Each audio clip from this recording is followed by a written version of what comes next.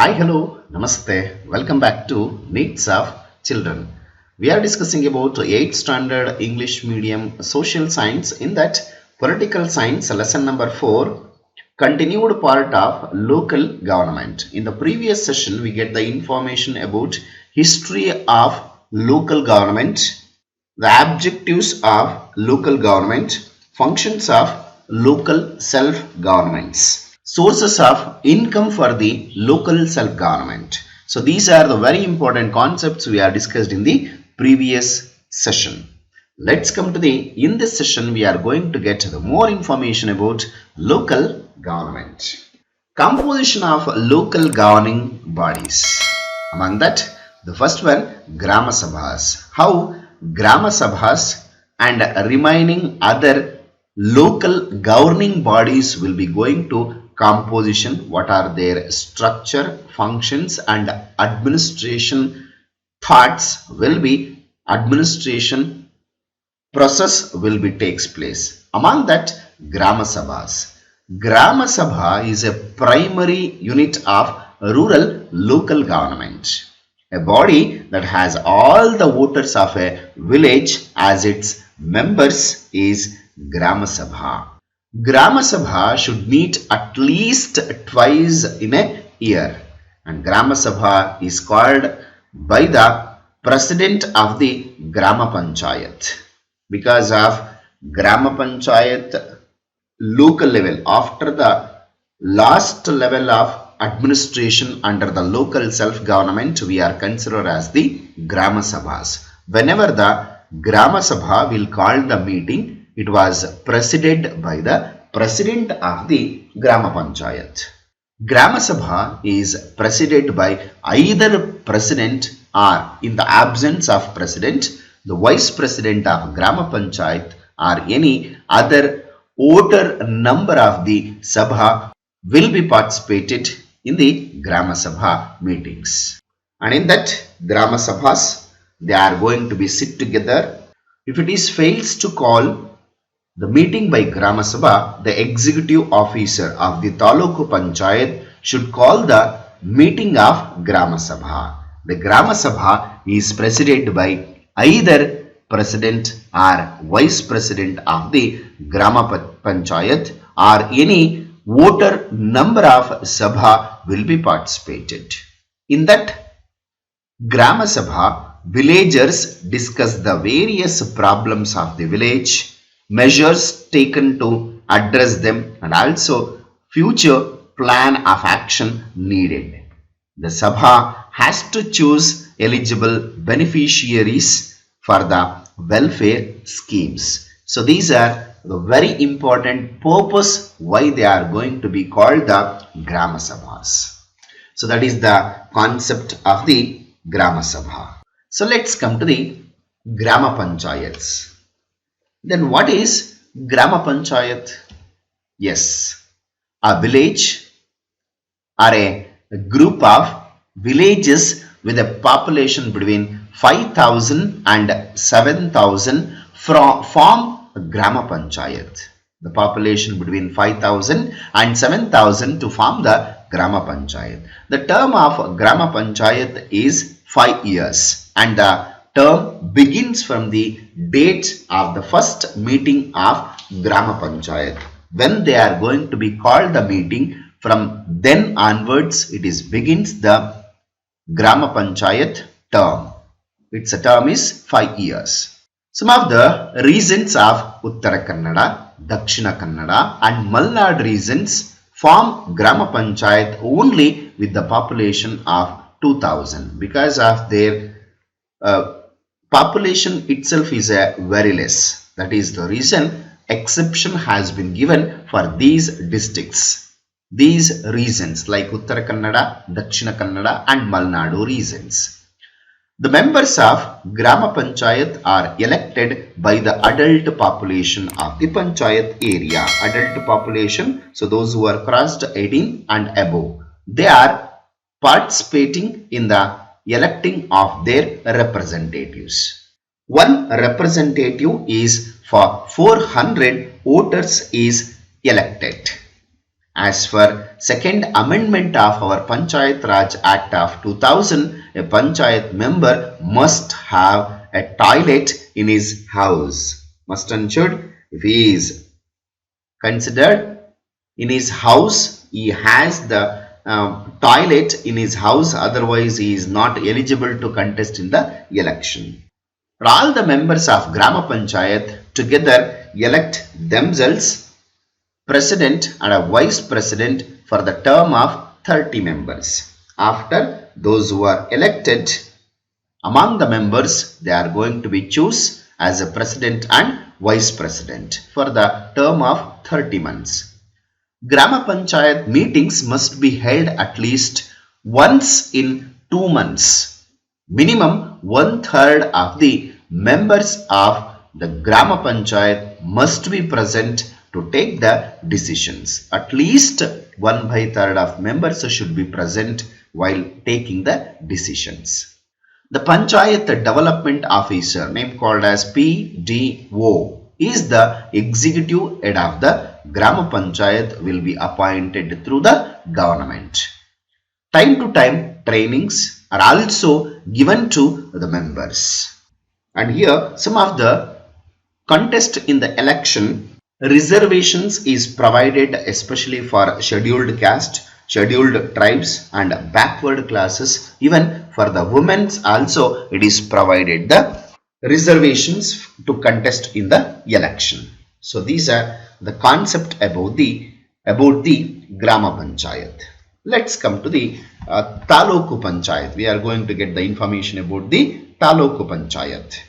According to Panchayat Raj Act of 1993, provides an opportunity for the creation of an Taluk Panchayat at Taluk level. Taluk Panchayat comprises the numbers are directly elected by the eligible voters.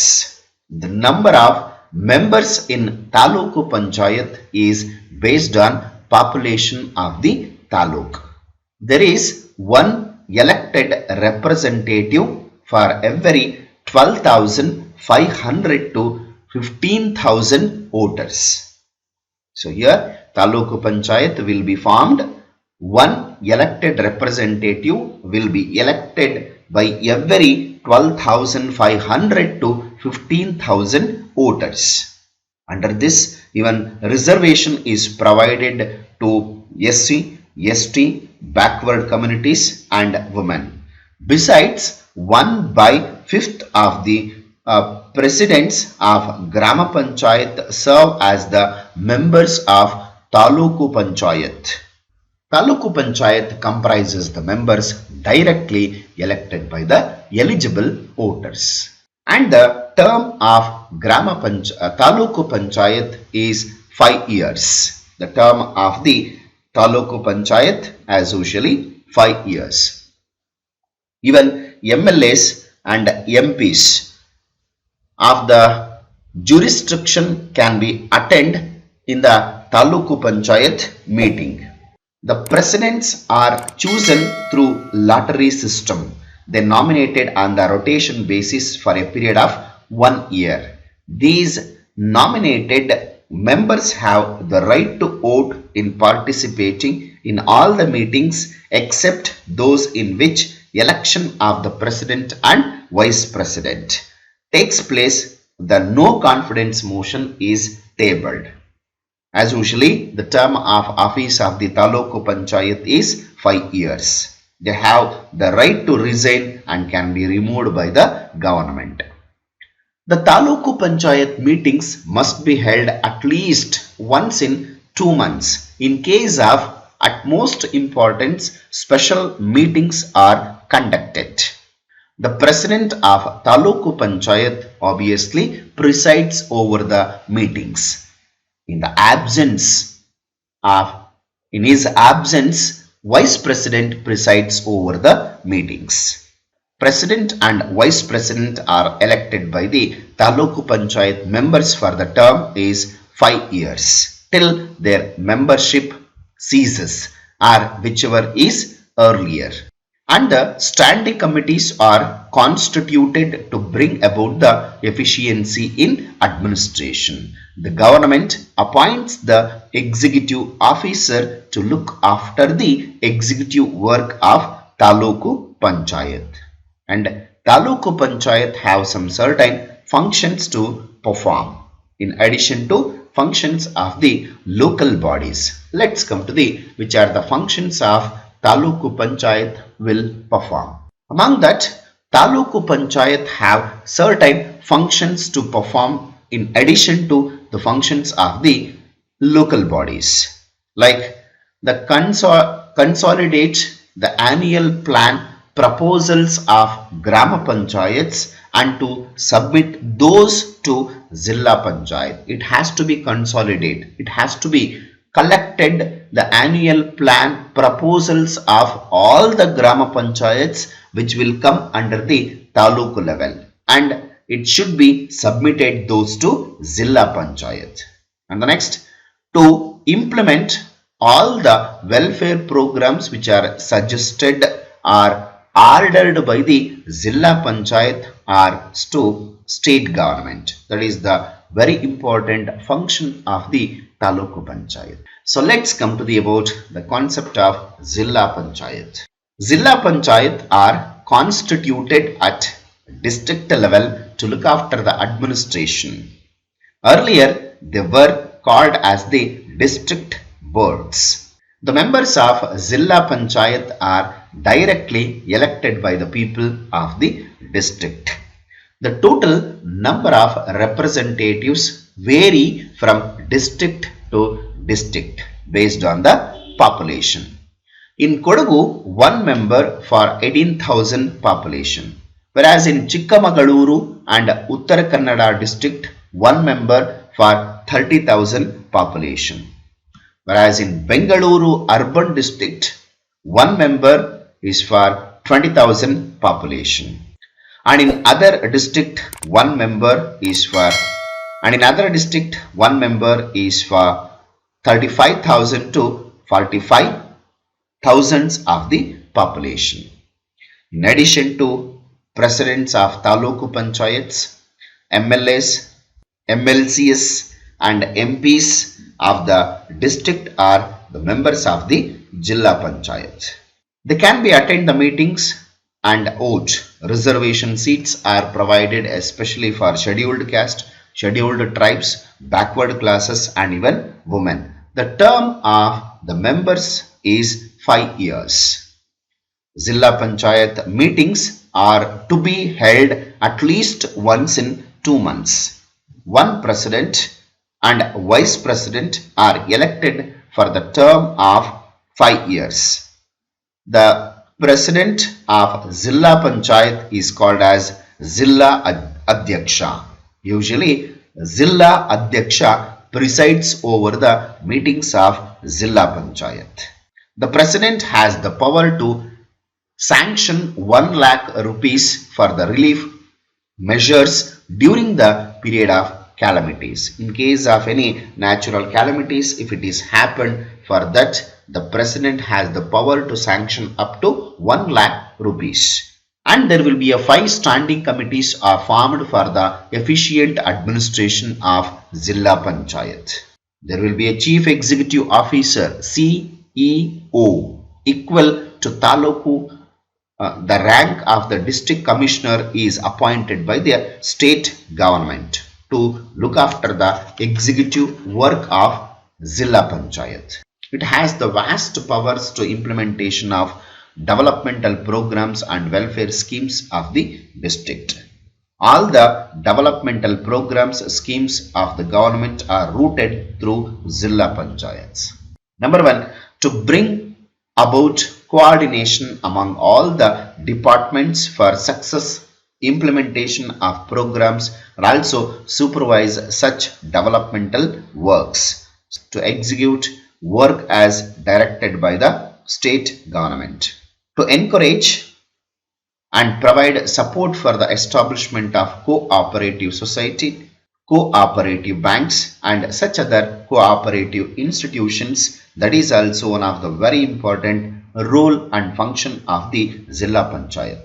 To create an atmosphere, mutual trust, confidence and cooperation between Zilla Panchayat, Grama Panchayat, Taluk Panchayat for the successful implementation of government projects and programs. So these are the very important functions of the Zilla Panchayat.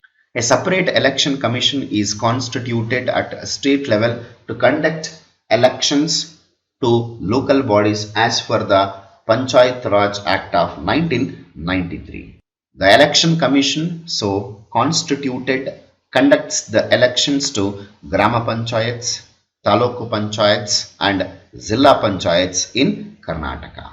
So that's it about today's session. I hope you have understood till now what we are discussed. In case if you have any doubts till now what we are discussed, you can comment in the comment box. I will solve your doubts. I will come back with the next video. Until, keep watching my channel. Thank you. Have a nice day. See you in the next session. Bye bye. Take care.